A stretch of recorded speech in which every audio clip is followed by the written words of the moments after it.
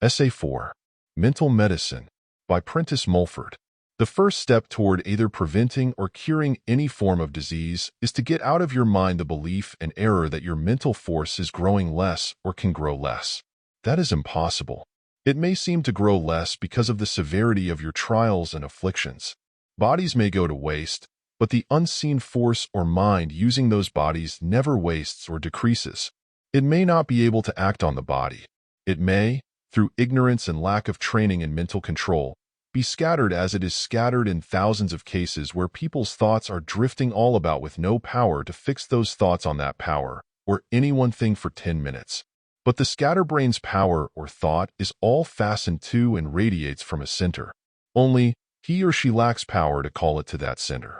The source of all strength lies in power of massing your thought or force entirely on one thing. The truth that you are a growing mind or force and must be an ever-growing force, and that this force can be self-applied to strengthen the body, can never leave you. The presentation of this idea to you is for you a great spiritual power. It may at times be entombed and seemingly forgotten. You may at times waver and doubt and get discouraged. Yet this truth will always come up again and assert itself, and reassert itself with greater and greater power. And finally proofs will come with great assertion and reassertion. Proofs at first small, but ever growing more convincing and ever increasing in number and importance. Proofs, as you find your maladies and weakness by degrees improving. Proof, as you find that you do not take colds as readily as in years gone by. The next step is to realize that the mind is the seat of all disease, that whatever thought is painful to the mind is a pain and cause of weakness to the body. If you are frightened, your body feels the fright and is made weak. If you are angered, your body shakes with that emotion. If you are in suspense or are hopeless or discouraged, the muscles do not feel or act as when you are bright or hopeful. Now you may for years have had fear or anger or suspense or discouragement acting on your body, and it has weakened the body by degrees, and that weakness has affected some organ, eye, ear, stomach, lung, liver. Resist in mind. All that gives you pain or discomfort. Don't say in thought, "It's too hot," or "It's too cold, I can't bear it." When you say that, in thought you surrender to the elements and their power over you, and the pain they will bring your body is greater than ever. Say in your silent thought, "It is true my body shrinks from this cold or this pain, but in my mind I will not shrink. I oppose the force that brings pain to my body. I defy it." You are then ever building up a power to resist the effect of the elements on your body. Every moment that you so in mind oppose heat or cold, or any pain or inconvenience whatsoever, is so much clear gain. Every thought which you so put out is as real a resisting power as lies in the muscles of your arm to hold at bay a savage dog. Every such thought is an additional stone in the structure you are building up to protect yourself against evil. Oppose then in thought the devil in any form, and he will flee from you. The devil is in whatever tries to master you. If you do not so resist, he will temporarily master you. You will never find a climate to suit you. It will always be too hot or too cold, or too something. You will find without such opposition the close, stuffy, overheated room still more uncomfortable. You will be borne down and overpowered by smells, by sights, by atmospheres. It is by no means here implied that you must remain where surroundings or elements are unpleasant any longer than is necessary. It is not implied that you should martyrize or torture yourself simply for the sake of enduring. It is not implied that you should force yourself on what is unpleasant to mind or body. It is only implied that you should aim to master what is unpleasant and so prevent its mastering you. There is no good gained by self-inflicted torture of any kind. That is often the mistake of the ascetic, who deprives himself of all pleasures, of the hermit, who would make a merit of complete solitude, of the Hindu, who gashes his flesh with knives or swings impaled on hooks. This is simply resistance carried too far. Because one can endure is no reason why they should endure, when endurance is no longer necessary. That is expending strength which might be used to far more profit in other directions. The ascetic in any form is as much enslaved by the idea of deeming pleasure a sin as the devotee of any single appetite is enslaved by that appetite. Self-conquest means simply self-control. It is right that the body, as the instrument of the spirit, should administer any form of pleasure which does not injure the spirit. It is not profitable that the body, as the instrument, should be able to enforce any demand upon the spirit. The spirit is only safe when it can control and enforce its demands upon the body at any time, at any place, and at any height of physical pleasure. The spirit is free only when it can do this. You may fear an event or an individual, and if you do not in mind resist that fear, it will in some way wear the body. You may in mind resist it for days and feel no change. Yet be sure that persistent attitude or attempt to bring courage kept up in your darkest, most depressing moments, when you seem to have no heart to meet anything, and it is hard to assert yourself even against the impertinence of a child. Be sure that at last it will bring strength. A mood of mind will come in which you may see the thing which you fear in a new light. You may see how needless was your fear, how much imagination magnified it, or you may see how puny are your opponents, and, when in mind you feel above them, you are above them and must conquer them. You war in these states of timidity and depression far more with the unseen than the seen. You have working on your mind the powers of darkness, or, in other words, mischievous, annoying intelligences of the unseen side of life, who desire to defeat your purpose, who play upon some oversensitive chord, and so contrive to make a difficulty where none exists. Why are they allowed to do this? Because you must grow a force sufficient to overcome them. You cannot always be protected, or you would have no force of your own. When, through a prolonged struggle with some depressed or timid state of mind, force and strength at last comes to you, that force and strength is all your own. It can never leave you.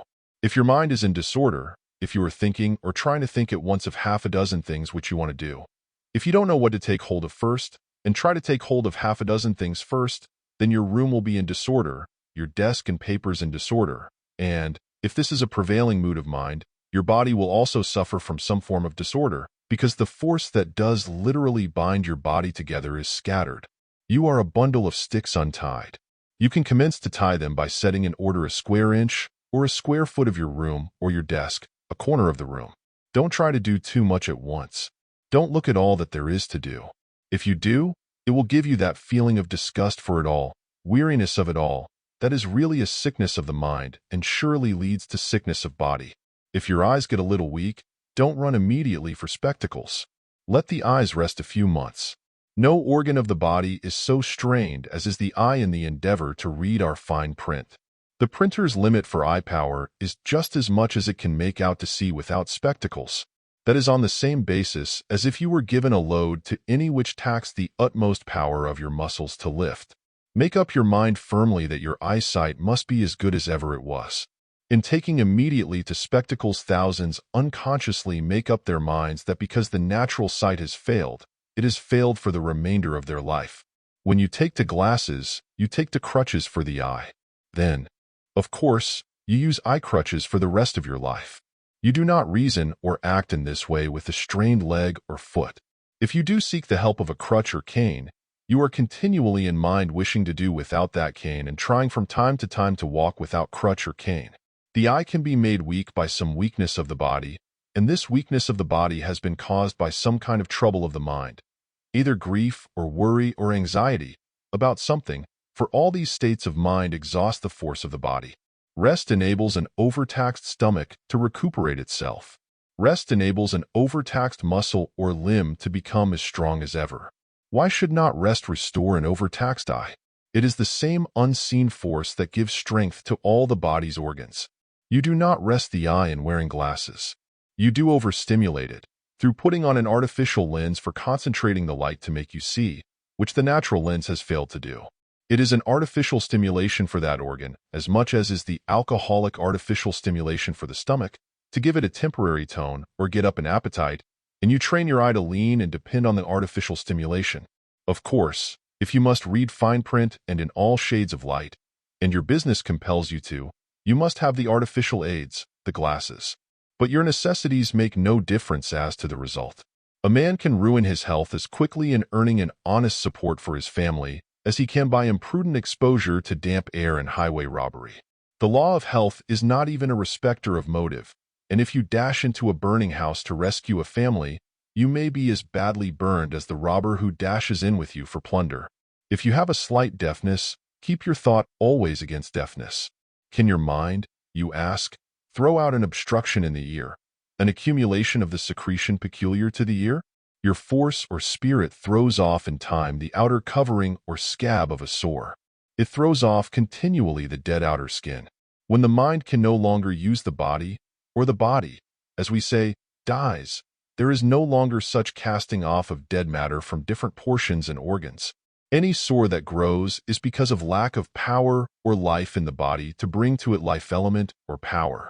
If you are educated to think a disease must increase, it will increase, because then your mind is working its force not to help its body, but to encourage the idea that the body is falling to pieces. Your mind then feeds the disease. More disease comes of lack of rest than any other cause. Rest means rest for your mind as well as body. Whatever rests the mind rests the body. One means of rest comes of deep breathing, or taking long breaths with a second's interval between the inhaling and expelling of the breath. The Cornish miner practices this when at each blow with the sledge-hammer, he makes the ejaculation, ha. The sailor practices this when hauling or hoisting, he utters a certain ejaculation at the point where he has inflated his lungs to the greatest possible extent, and then pauses a second before expelling it with an exclamation. All working with him time their lung exercise in accord with the leader. The pause between the inhaling and expelling the breath when you are doing no physical work at all rests the mind, because its tendency is to bring your thoughts to a focus or gather them to one center. And this, if only for a second, when continued for a number of seconds, brings your thoughts, your real self, more and more together. The other and material benefit of occasional deep and measured or reposeful breathing is that it brings more air into the lungs. Air is food as well as grain. You increase the capacity of the lungs to take in this food, and you create a better habit of breathing. You are now suffering all manner of evil and unseen element, singly and alone. You are awakened to the truth that the action or attitude or state of your mind can benefit your health. But you can receive great help from other minds acting cooperatively at the same time and in the same place. If one mind can send in thought element of force to drive some form of disease from a person's body, 10 minds in unison can send a far greater force. These 10 minds in concentrated silent force are as one mind or a unit, acting together on the patient. You benefit your friend very much when you talk him over with another or others, and wish him well, and keep his good qualities in the foreground and his defects in the background. You then, out of your minds, send him a current of element as real as a current of electricity which affects his body beneficially and makes his brain the clearer to see his own faults. In the future, and possibly the very near future, when your friend is dangerously sick or afflicted with some painful lingering malady, you will, with a few others, having sufficient faith and apprehension of this law, meet together in some quiet room where the sun enters with the fresh force which it sends to this planet in the morning, clad in your newest and freshest garments, and there, for an hour, you will either send your best thought in silence to that person, or if moved speak of him, or if any among you have the gift of song, you may in that way express sentiment and goodwill for him, and be sure you will come to know that in this way you generate and send a power, a constructive power and element, to help that person. If practitioners or people are immediately about them, under whose care and influence they are, and whose methods are different from yours, you will not in spoken or unspoken thought antagonize them.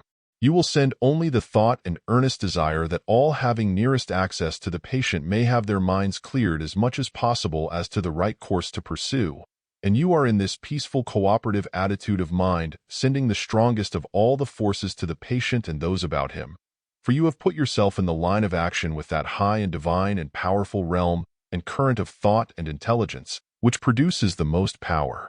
It will be known in the near future, by the wiser of the race, that there is no gain in fighting for the truth. Blows can in thought be sent in the air, and they can do bodies harm.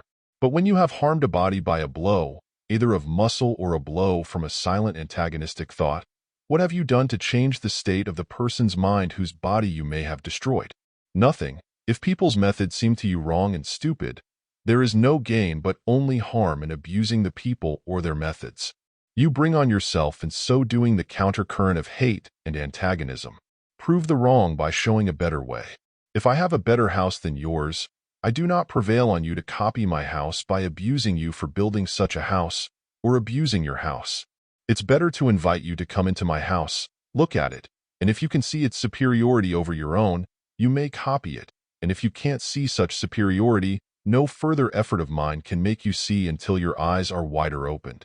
Fatness comes through lack of force to throw off an oversecretion, on the same basis as there may not be enough force to throw off the callous skin which nature puts on to protect the foot from the friction of a tight shoe. But the callous skin may become as great a burthen or annoyance as an excrescence, as the wearing leather it is meant to protect against, and your spirit or force may not be strong enough to throw it off. This causes the corn, which, as a remedy provided by nature, becomes at last a source of more pain to the very part which it is intended to protect. A corn is a scab which your spirit has not force enough to throw off. If you cut this abnormal growth, you only stimulate it to grow again, exactly as you stimulate the fruit tree to grow by trimming it of superfluous branches. You concentrate on the trimming process, whether in the tree or the corn, more of what force there is to renew branch or calm. Of course, you can reduce fat by reducing the amount of food. But the permanent cure comes of calling for force and exercising that mental force to throw off the cumbrous secretion and bring you into symmetrical proportion.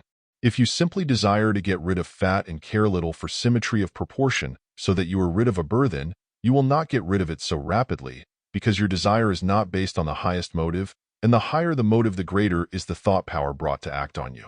The higher and more powerful motive in this case is the innate love of physical symmetry as an outward expression of your mental conditions or spiritual symmetry. If you reduce fat by a mere course of starvation, with little or no call for adding force to your spirit, not only to keep it down but bring you into symmetry, you effect but a temporary relief, as when you cut the corn, and your life will be a continual course of semi-starvation and painful denial to keep the fat down, as was that of Lord Byron, whose existence was one continued series of alternations betwixt leanness and fatness through fasting and excess, because his desire for personal symmetry was based on a relatively low motive. As a material means to bring the body into proportion, dieting is useful. But no person throws off the cumbrous load permanently unless there is a strong spiritual aspiration, and many people's aspirations are stronger than they realize themselves. During the youth of the body, your spirit acts with most force on that body. So wounds heal quickly, and all dead, useless matter is more quickly thrown off. The body, like a vegetable, has a growth and life of its own, apart from your spirit or mind. But it is a limited life. It has its growing, material youth like a tree, its physical maturity or ripeness like a tree, and then its decay like a tree, because your spirit has not grown to sufficient power, when your body's maturity is reached, to call ever for power to replenish that body with living unseen element. You have not even known that this was a possibility. The proofs of this possibility are that men of active, fertile minds and strong wills do unconsciously, in their desire and determination to live as long as possible, call such power to themselves, and such men do live longer than the average lives. If they so live as long as they do, why should not human life be longer when this law is recognized, and consciously and more intelligently exercised? Magic implies results obtained without the use of physical agencies. Did we see more clearly, we should find that all things done in the physical world are done through this power. Men and women, having the stronger element of thought, move other men and women, of lower and less powerful thought, to their will. It is a power which no person can give or really teach another. It must be grown to by the individual, even as in the physical world the infant grows to the strength of maturity. True, one person may, as to this power, give another some suggestions and some little knowledge regarding its use. But if your knowledge in this respect is based and depends on what you may have received from others, then you have not struck the main source. That lies entirely in yourself. It needs but the persistent desire of two things. First, to be in the path of exact right and justice to all, including yourself. Second, to be able to believe in the supreme power as a reality from which you can by simple but imperative demand draw ever more and more of power, new ideas, to you and add it to you. The sum and substance of all that we have put out in this book is based on these two truths.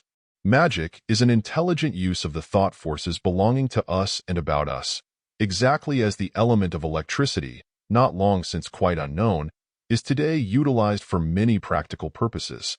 Thought can be accumulated and stored by the individual or a group of individuals. Its quality and power can be continually increased by the individual or a group of individuals. Its power to bring material things to pass depends upon its quality. The quality of one person's thought may be far finer and more powerful than that of another, and in proportion to such quality will be his or her power to control everything in the material world. The quality and power of a person's thought can be adulterated and weakened by mingling it with that of an inferior mind. The power of the thought of the Christ of Nazareth and of others before his time enabled him and them to perform seeming miracles. These miracles were simply results obtained through knowledge, knowing how to use this fine element. Such use and knowledge come as much within the domain of science as the knowledge of the use of steam or electricity. This knowledge is open, not to all, but to those who can receive it. It is open to all who will not set their minds stubbornly against new ideas. Those who are so stubborn cannot be blamed. Their minds, in their present condition, cannot at once be changed to receive new ideas. There can be no secrets to such as can receive, nor can any secrets regarding this science be kept from such as are open to the truth. As you grow in spiritual knowledge, new methods will be constantly opening to you to increase the power of your thought, to prevent its escape, to prevent adulteration, and to use your power to the best advantage, first, for your highest good, and next, that of others.